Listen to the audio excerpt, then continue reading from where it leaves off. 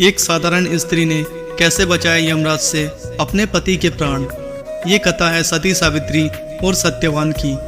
ज्येष्ठ महीने के कृष्ण पक्ष अमावस्या तिथि को सावित्री ने अपने पति सत्यवान के प्राण यमराज से बचाया था। तब से इस दिन वट सावित्री व्रत रखा जाता है।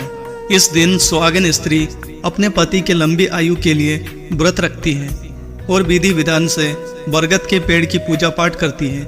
इस दिन व्रत रखने से अखंड सौभाग्यवती की प्राप्ति होती है। विधि विधान से पूजा अर्चना के अलावा इस दिन सावित्री और सत्यवान की कथा को भी पढ़नी चाहिए।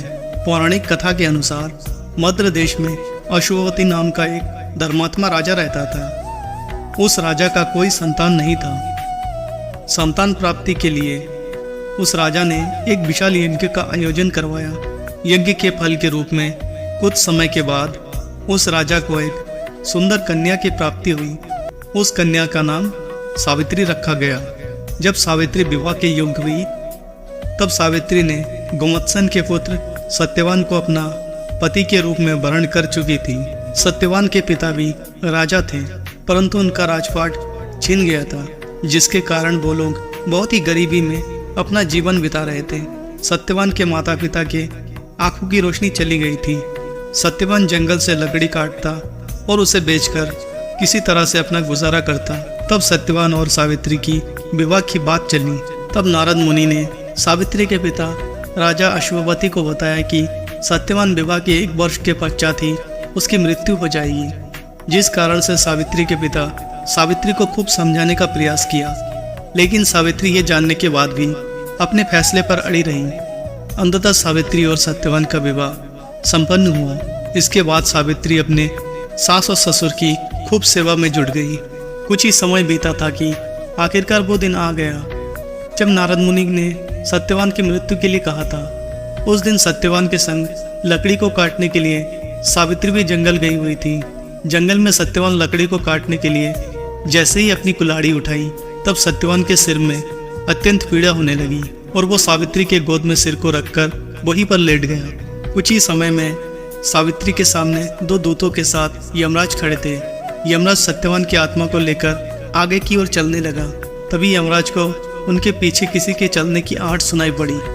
जब यमराज पीछे मुड़कर देखा तो वो कोई और नहीं बल्कि सावित्री थी। तब यमराज ने सावित्री से कहा, हे पतिव्रता स्त्री, मेरा मानना है कि जहाँ तक मनुष्य एक दूसरे का साथ दे सकता है वहाँ तक तुम दे चुकी हो। अब तुम अपने घर को लौट जाओ। तब सावित्री ने कहा, जहाँ तक मेरे पति जाएंगे वहाँ तक मैं भी साथ चलूंगी। यही पतिव्रता धर्म है।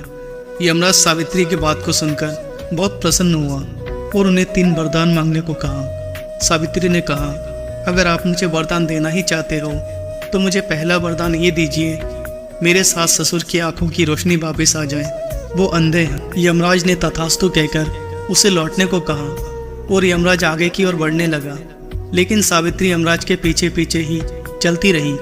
यमराज प्रसन्न होकर पुनः एक और वरदान मांगने को कहा। तब सावित्री ने वर मांगा कि मेरे ससुर पहले राजा हुआ करते थे और किसी कारणवश उनका राजपाट छिन गया। कृपया करके उन्हें उनका खोया हुआ राज्य वापस मिल जाए, ऐसा मुझे वरदान दीजिए। तब यमराज ने सावित्री से कहा, चलो कन्या, अब तुम अपना तीसरा वरदान मांगो। तब सावित्री ने कहा, मैं सत्यवान के पुत्रों की माँ बनना चाहती हूँ। यमराज ने बिना कुछ सोचे समझे तथास्तु कह दिया, जिसके तुरंत बाद सावित्री ने कहा कि मेरे पति का प्राण तो आप लेकर जा रहे हो, तो फिर आपके द्वारा दिया गया वरदान जिसमें आपने मुझे पुत्र प्राप्ति का वरदान दिया है, क्या आपका वरदान मिथ्या साबित होगा? तब यमराज ने अपने पास से सत्यवान की जीवात्मा को मुक्त कर दिया। सावित्री पुनः उसी वृक्ष के पास लौटी। तब सावित्री ने पाया कि वट वृक्ष के नीचे पड़े हैं सत्यवान के मृत शरीर। तब सावित्री ने पाया कि सत्यवान के मृत शरीर में जीव संचार हो रहा है। कुछ ही देर में सत्यवान उठकर खड़ा हो गया।